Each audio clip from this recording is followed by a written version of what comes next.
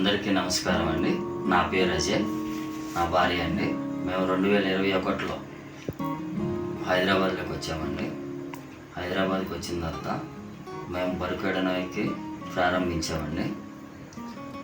అక్కడికి వెళ్ళిన తర్వాత మేము అక్కడ మెసేజ్ ఎలాగ ఉంటుందా ఏంటో చూద్దామని చెప్పి మేమిద్దరం వెళ్ళాము. మా భార్య భర్తలు ఇద్దరం వెళ్ళిన తర్వాత దేవుడిని మేము మా ఆత్మీయ తల్లిదండ్రులని మా దగ్గరికి వచ్చి మాతో మాట్లాడారు. నాతో ఒక మాట అన్నారు. నువ్వు సమాధానంగా ఉండమని చెప్పి నాకు చెప్పారు, మాకు నేర్పించారు. మీరు అలా కాదు ఇలా ఉండాలి. మీ తల్లిదండ్రుల విషయం కానీ, పిల్లల విషయంలో కానీ, అత్తమామల విషయంలో కానీ, మెయిన్ ఫస్ట్ ఆఫ్ ఆల్ నీ భార్య విషయంలో ఎలాగ ఉండాలి. భార్య దగ్గర మనం సమాధానంగా తనకి గౌరవం ఇచ్చి మనం మాట్లాడుకోవాలి, తను మనకు గౌరవం ఇచ్చి మాట్లాడేది అని చెప్పి మాకు నేర్పిస్తారండి. మేము చర్చికి వెళ్ళిన కాడ నుంచి మా లైఫ్లో చాలా సంతోషంగా ఉంది. అది అక్కడ హైదరాబాద్ మేము వచ్చిన తర్వాత మేము చర్చికి వెళ్ళటం వల్ల మా లైఫ్ చాలా టర్నింగ్ అయిందండి. ఇక్కడ మేము చాలా ఆనందంగా సంతోషంగా ఉంటున్నాము. కొన్ని ఫేక్ వీడియోలను పట్టుకొని చాలామంది వీడియోలు పెట్టి హైదరాబాదులో అబద్ధపు క్రీస్తు ఉంది, అందరినీ మైమరిపించి డబ్బు గుంజటం, అవి చేయటం ఇవి చేయటం అని చెప్పి ఎన్నో కామెంట్స్ వస్తూ ఉన్నాయండి. మా వరకులో మా చర్చిలో అలాంటిది ఏమి ఉండదండి. మా దగ్గర ఏంటంటే నేర్పించేది సత్యం నేర్పిస్తారు మాకు. మనకు ప్రవర్తన ఎలా ఉండాలి, మన ప్రవర్తన అలా ఉండాలి, మనం అలాగ ఉంటే మనకి సమాధానంగా ఉంటుంది, మన ఇంట్లో సమాధానంగా మనం నడుచుకోవాలి అని మాకు చెప్పి నేర్పిస్తారండి. మా దగ్గర మేము ఎప్పుడైనా కానీ మీరు అది చేయండి ఇది చేయండి మాకు అయ్యేవండి మాకు ఇవ్వండి అని చెప్పి మమ్మల్ని ఎప్పుడు ఏది అడగరండి. యూత్ పిల్లలు అని చెప్పి మెసేజ్ పెట్టారు. యూత్ పిల్లలు 300 మంది పిల్లలలో ఆమె బందీఖానాలో ఉండిపోయారని చెప్పి అని అన్నారు. మీరు 300 మంది యూత్ పిల్లలు బందీఖానాలో ఉన్నారని చెప్పి అని అన్నారు. బందీఖానాలో ఎందుకు? ఇప్పుడు ఉన్న యూత్లోకి మా చర్చిలో, మా బరుకెడన చర్చిలో ఉన్న పిల్లలు ఆ బయట ఉన్న పిల్లలకి యూత్ పిల్లలకి ఎంతో డిఫరెంట్ అనేది ఉంది.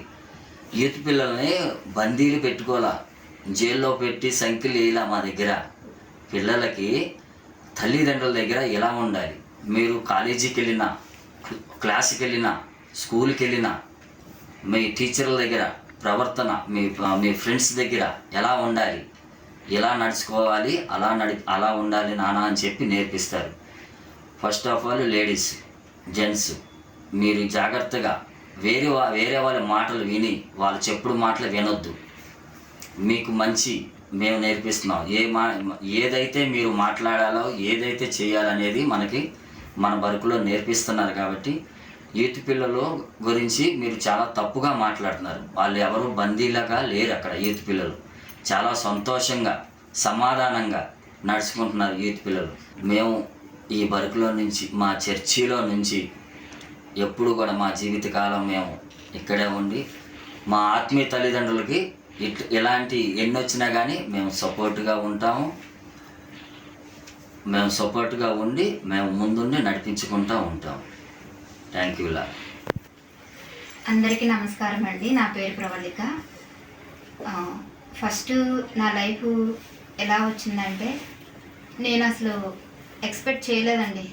ఇక్కడికి నేను ఇంత గొప్ప వాక్యం వినడానికి, దేవుడి వాక్యం నన్ను ఈ ప్లేస్లో పెడతారని నేను అసలు ఊహించలేదు. కానీ నేను ఇక్కడికి వచ్చిన తర్వాత వింటున్న వాక్యాన్ని బట్టి ఊహించిన మేలు దేవుడు ఎలా చేస్తారనేది నేను చూడగలిగాను. అది ఎలాగంటే, నాకు ఒకరోజు ఇంట్లో పడుకున్నప్పుడు ఆలోచన వచ్చింది. ఇంత పని చేస్తున్నాం, ఇంత కష్టపడుతున్నాం, ఒక సంతోషం సమాధానం ఏమీ లేదు. కానీ నాకు దేవుడు నన్ను సృష్టించిన ఆయన ఆలోచన, ఆయన ఉద్దేశం ఏంటనేది నాకు తెలియజేయడానికి ఆయన నాకు ఎప్పుడు తోడున్నారనేది నాకు తెలిసింది. ఎందుకంటే ఆయన భూమి మీదకి వచ్చింది పాపులను రక్షించడానికి అన్నారు. నేను ఆ లిస్టులో ఉన్నానని నాకు తెలుసు. అయితే ఆ పాపం ఎలా వచ్చింది ఏంటనేది నాకు తెలియదు, కానీ నాకు ఒక ఆలోచన ఉంది. నేను పరలోకానికి వెళ్తానా, మరి ఆయన భూమి మీదకి వచ్చి రక్తం చిందించి నా కోసం నన్ను ఆయన రక్తంతో కొని ఆ పరలోకానికి తీసుకెళ్ళడానికే కదా భూమి మీదకి వచ్చారు. మరి వచ్చినప్పుడు నేను వెళ్ళగలిగే స్థితిలో నేను ఉన్నానా లేదా అనే ఆలోచన దేవుడు ఎప్పుడు ఇస్తూనే ఉన్నారు. అప్పుడు నాకు ఆలోచన కలిగినప్పుడు ఆ ఆలోచన వచ్చిన 3 రోజులకి నేను హైదరాబాద్ రావడం జరిగింది. వచ్చినప్పుడు ఇక్కడ వాక్యం వింటున్నప్పుడు నాకు చాలా అంటే చాలా అసలు నేను చేసిన ప్రతి ఒక్క తప్పు నాకు గుర్తొస్తున్నప్పుడు వాక్యం యొక్క ఉద్దేశం ఇదా, దేవుడు నన్ను ఎందుకు సృష్టించారా, అసలు నా తప్పులు అన్ని జ్ఞాపకం చేసినప్పుడు నా ప్రవర్తన ఎలా ఉండేది, పిల్లని చీటికి మాటికి కొట్టడము, ప్రతిదానికి ఎలా పడితే అలా మాట్లాడేయడము, భర్తని మర్యాదగా చూడకపోవటము, తల్లిదండ్రుల దగ్గర వాళ్ళు మంచి చూసినప్పుడు ఒకలాగా మంచి చూడకపోతే ఇంకొకలాగా ప్రవర్తించడము, ఇలాగా ఫ్రెండ్స్ రిలేషన్స్ అందరి దగ్గర నా ప్రవర్తన ఇలాగే ఉండే. కానీ దేవుని గురించి తెలిసి దేవుని యొక్క వాక్య ఉద్దేశం గురించి తెలిసిన వాళ్ళ ప్రవర్తన ఇలా అయితే ఉండదు. ఎందుకంటే దేవుడు భూమి మీదకి వచ్చింది కేవలం శిలువ మీద చచ్చిపోయి నేనున్నానని చెప్పి వెళ్ళిపోవడానికి కాదు.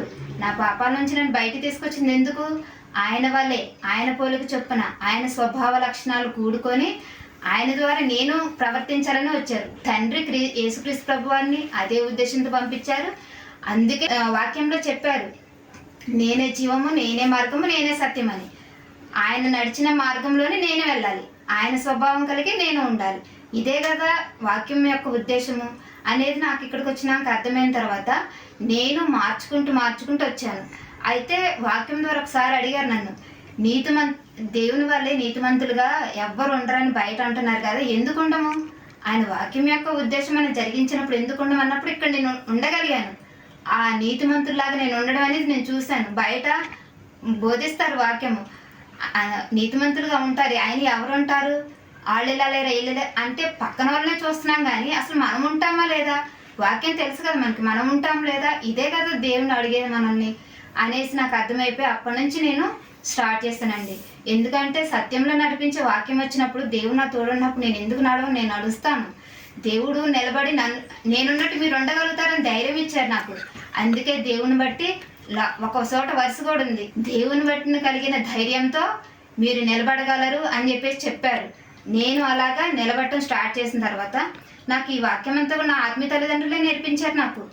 వాళ్ళ జీవితం నేను చూశాను అక్కడ. వాళ్ళు దేవుని యొక్క వాక్య ఉద్దేశం ఎలా ఉంది, యేసుక్రీస్తు ప్రభు వారు ఎలా అయితే భూమికి వచ్చి ప్రతి ఒక్క దగ్గర నడుచుకున్నారో అదే స్వభావం నేను వాళ్ళలో చూశాను.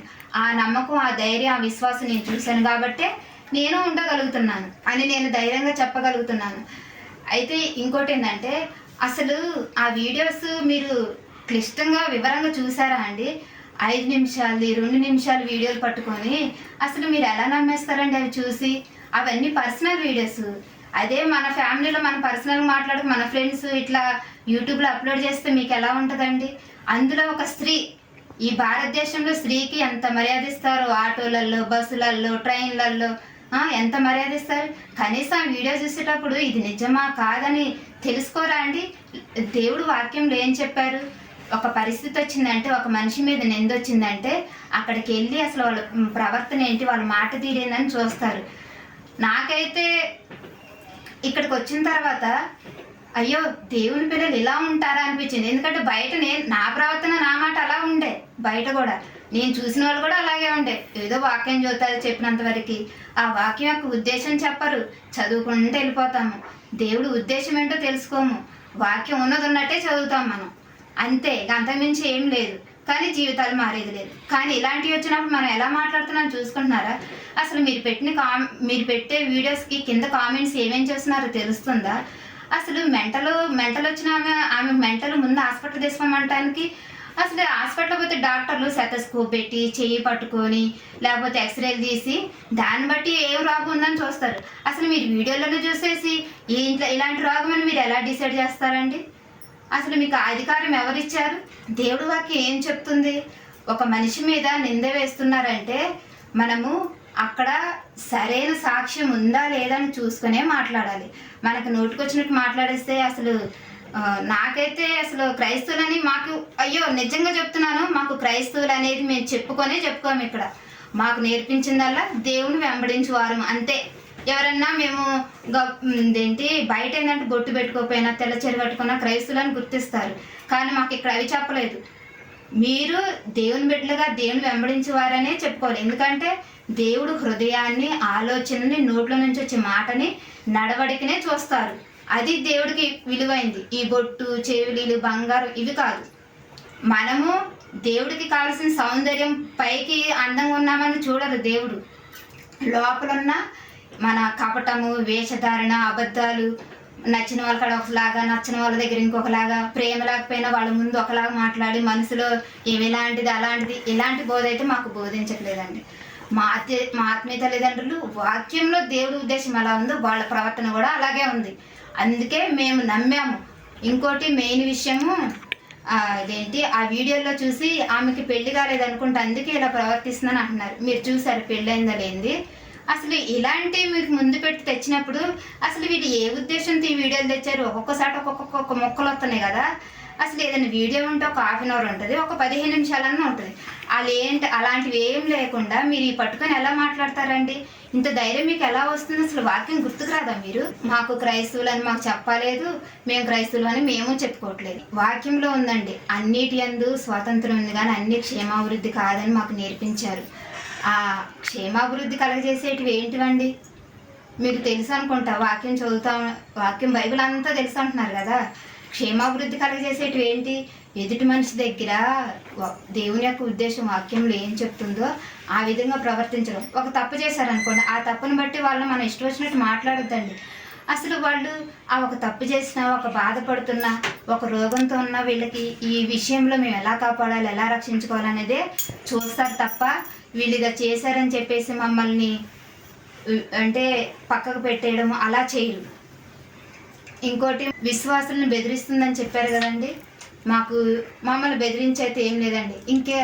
మాకైతే అనిపించింది ఇంకా వాక్యము ఎప్పటికీ కూడా మేము ఎక్కడి నుంచి వెళ్ళిపోవద్దు, మేము ఇక్కడే స్థిరంగా ఉండాలి అనేదే మాకు ఉంది. ఎందుకంటే వాక్యం మాకు ఆ చెప్తున్నప్పుడు ఆ ఉత్సాహము, ఆ సంతోషము, ఆ బలము మాకు చాలా అంటే చాలా హ్యాపీగా ఉందండి. మాకు ఇక్కడికి వచ్చిన తర్వాత దేవుని యొక్క ఉద్దేశము, ఆయన నడిపింపు, ఆయన పోలి మేము ఎలా నడుచుకోవాలి, ఇది తప్ప మమ్మల్ని డబ్బులు అడగటము, బెదిరించడము, బందీలలో పెట్టడం ఇవేం లేవండి. నాకు మీతో మాట్లాడుతుంటే ఒకటి గుర్తొచ్చిందండి. ఇది దావీదు గారిని సౌలు వెంబడిస్తున్నప్పుడు ఎందుకు వెంబడించాడు? వాళ్ళిద్దరు యుద్ధానికి వెళ్ళినప్పుడు అందరూ ఘనంగా మంచిగా సంతోషంగా చెప్తుంటే ఈయనకి ఈర్ష్య కలిగినప్పుడు ఏం చేశాడు? దావీదుని చంపాలని ఆలోచన చేసి ఆయన వెంబడిస్తాడు చంపాలని. కానీ అప్పుడు దావీదు గారు ఏమన్నాడు ఆయనతోటి? నువ్వు మనుషులను బట్టి నన్ను ఇట్లా చేయాలని చూస్తున్నావా, లేకపోతే దేవుడి ఉద్దేశంతో చేస్తున్నావా? ఒకవేళ దేవుడి ఉద్దేశంతో చెప్పు, నేను ఏదైనా తప్పు చేస్తుంటే దేవుని దగ్గర క్షమాపణ వేడుకుంటాను, అంతేగాని నువ్వు మనుషుల మాట పట్టి చెప్పి నన్ను ఇలా చేయాలని చూస్తే మటుకు అది సరైనది కాదని చెప్పాడు. అలాగా ఒకరోజు దావీదు గారు కూడా సౌలుని చంపే అవకాశం దొరికినప్పుడు ఆయన ఏం చేశారు? అయ్యో నేను ఈయన చంపను, ఎందుకంటే ఈయన కూడా దేవుడు అభిషేకించిన వ్యక్తి అని ఆయనకి ఆ జ్ఞానము, వాక్యం యొక్క జ్ఞానము ఆయనకి ఎప్పుడు దేవుడు తోడుండబట్టి, దావీదు గారు కూడా దేవునికి అంత నమ్మకం ఉండబట్టి దేవుడి వాక్యం సహాయం చేశారు. అలాగా ఉండాలి. కానీ ఇప్పుడు ఒక వీడియో మీ ముందుకు వచ్చిందంటే అలాగా ఆలోచించాలి. కానీ మీరు ఎలాగ నమ్మేస్తారండి?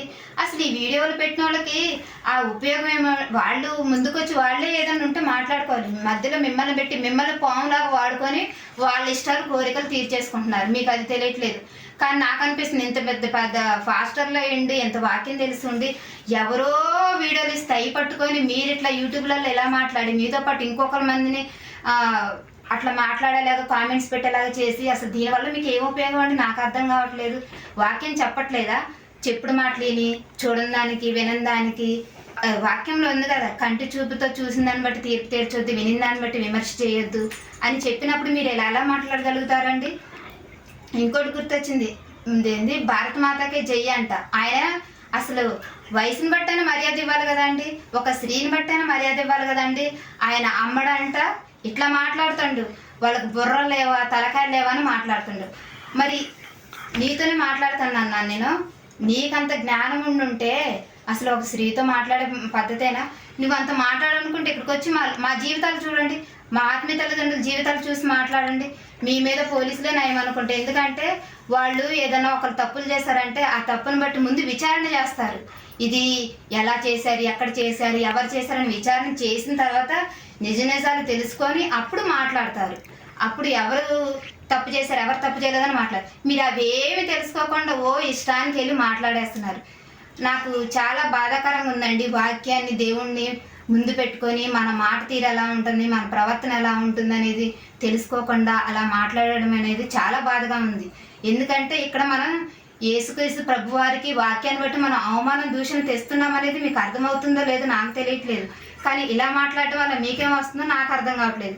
ఇంకోటి, కోట్ల రూపాయల పరువు నష్టం వేశారంటున్నారు. వాళ్ళు అసలు ఎవరినైనా ఎలాంటి మాటలు మాట్లాడినారు, నా జీవితమే సాక్ష్యం అండి. ఎందుకంటే అలాంటి వాళ్ళని కాపాడుకోవాలని చూస్తారు తప్ప డబ్బుల కోసము ఏంటి గొప్పల కోసం చెప్పరు. ఇంకోటి మెయిన్ పాయింట్, ఎప్పుడు కూడా నేను క్రీస్తుని అని చెప్పలేదు, నేను యేసుక్రీస్తు ప్రభునని చెప్పలేదు, మా కాళ్ళు పట్టుకోమని చెప్పలేదు. ఎంతసేపు స్వరం వినండి, స్వరం వినండి. ఆ కాలంలో కూడా అదేంటి వ్యభిచారం చేసే స్త్రీ దేవుని యొక్క స్వభావాన్ని గుర్తించి, ఈయన క్రీస్తుని గుర్తించి ఎంతో విలువైన అత్తరు తీసుకొచ్చి కాళ్ళు కడిగిందే కానీ మనిషిని చూడలేదు. అక్కడ దేవుని స్వభావాన్ని చూసి మాట్లాడింది. మేము కూడా అలాగే మనిషిని చూడలేదు. అక్కడ ఆ వాయిస్ని, ఆ ఆత్మను గుర్తించి మా జీవితాలు మార్చింది దేవుడని నమ్మి ఆ విశ్వాసంతో మేము అలా చేసాము. కానీ మేము మనిషిని చూడలేదు. అక్కడ మేము దేవుణ్ణే చూసాము. వాళ్ళు కూడా ఎప్పుడు నేను క్రీస్తుని, నేను యేసు ప్రభునని చెప్పుకోలేదు. ఇంకోటి, అక్కడ ఉన్న వాళ్ళకి బైబిల్ తెలియదు అనుకుంటా కాళ్ళమే పడిపోతున్నారు అంటున్నారంటే, మీరు వచ్చి వాళ్ళతో మాట్లాడి తెలుసో లేదో మీకు తెలుస్తుంది. మీరు వచ్చి మాట్లాడండి, మీకున్న జ్ఞానంతో వాళ్ళకున్న జ్ఞానంతో మాట్లాడండి. మళ్ళీ ఈ భారత మాతకు జయన్న ఆయనే పుస్తకంలోనంటే 40 మంది రాశారంట, 26 పుస్తకాలంట, ఎక్కడెక్కడో వాళ్ళు రాశారంట. అసలు వాక్యం యొక్క ఉద్దేశం తెలుసుకొని, దేవుడి యొక్క ఉద్దేశం తెలుసుకొని, తండ్రి మనల్ని ఎందుకు సృష్టించి ఈ లోకానికి పంపించారు, యేసుక్రీస్తు ప్రభువారు వచ్చి ఏం చెప్పారు, వాక్యంలో ఇవి ఎతకాలి. కానీ ఎవరు రాశారు, ఎంతమంది రాశారు, ఇవన్నీ మనకు ఎందుకండి? దయచేసి మీకు నమస్కరించి చెప్తున్నాను, బరుకులు మమ్మల్ని బంధించిన వాళ్ళు లేరు, బెదిరిస్తున్న వారు లేరు, డబ్బులు అడిగిన వాళ్ళు లేరు, బాధ పెట్టిన వారు లేరు. కానీ మీకు ఈ వీడియోస్ ఇచ్చి మీకు మన ముందుంచుకొని వాళ్ళ యొక్క ఇష్టాన్ని, వాళ్ళ కోరికలను తీర్చుకొని డైరెక్ట్గా ఉంటే వాళ్ళే వచ్చి మాట్లాడమనండి. మీరెందుకు మధ్యలో ఇబ్బందులు పడటం? అందుకోసం చెబుతున్నాను. ఇంకోటి, మీ ఇంట్లో మరి స్త్రీలు, ఒక స్త్రీ గురించి మనం ఎందుకు ఎలా మాట్లాడాలి, దేవుని వాక్యం ఎలా అని చెప్తున్నాను, మీతో మాట్లాడాలే లేదు. ఇందులోనన్నా కనీసం స్త్రీ గౌరవించి కొంచెం మర్యాదగా మాట్లాడమని మిమ్మల్ని వేడుకుంటున్నానండి. దేవుని నామానికి స్తోత్రాలు.